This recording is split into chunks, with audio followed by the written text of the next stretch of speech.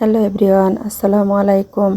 আবার একবার স্বাগত জানাচ্ছি আরিফাস কুকিং হাব থেকে। আজ আমি রান্না করে দেখাবো ডাটা আর শোল মাছ।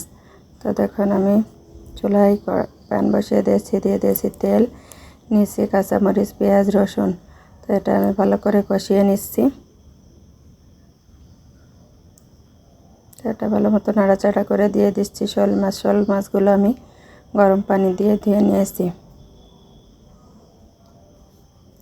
দিয়ে দিচ্ছি পরিমাণ মতো লবণ, হলুদ,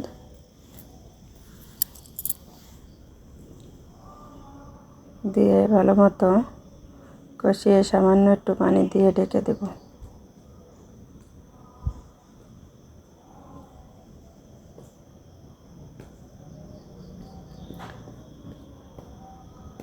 তো এই ডাটার সাথে শোল মাছটা অনেক ভালো লাগে খেতে। তো আমি একটু ঢাকা দিয়ে নাড়াচাড়া করে মাছগুলো তুলে রেখে এর ভিতর দিয়ে দেবো ডাটা। আর ডাটার সাথে কাঁঠালের বিচি অনেক টেস্টি হয়। তো দেখুন, আমি এটা একটু পানি দিয়ে দেব, দিয়ে নাড়াচাড়া করে ঢেকে দেব।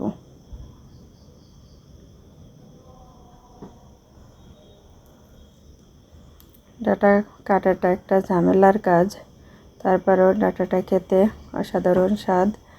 ডাটা আমার খুব প্রিয় একটি সবজি।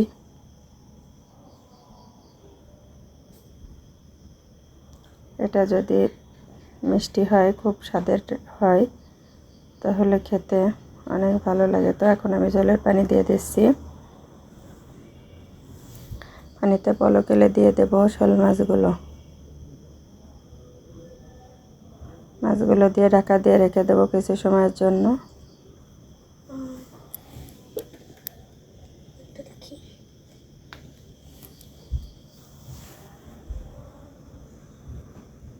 আমার রান্নাটি প্রায় শেষের পথে, শেষের দিকে যে নামানোর একটু আগেই আমি একটু জিরে গুঁড়ো দিয়ে দিলাম 1 চা চামচ। তো দেখুন, তরকারিটা এরকম ঘন ঘন হয়ে এসেছে। এরকম ঘন ঘন হয়ে আসলে তরকারি নামিয়ে নেব। ডাটার তরকারি একটু ঝোল লাগে, ঝোল না হলে ডাটা খেতে মজা লাগে না। তো আমার এই রান্নাটি যদি আপনাদের ভালো লাগে আর এভাবে কাঁঠালের বিচি দিয়ে ডাটা রান্না আপনাদের কেমন লেগেছে অবশ্যই আমাকে কমেন্টে জানাবেন এবং আমার চ্যানেলটি সাবস্ক্রাইব করবেন। সবাই ভালো থাকবেন, সুস্থ থাকবেন। আল্লাহ হাফেজ।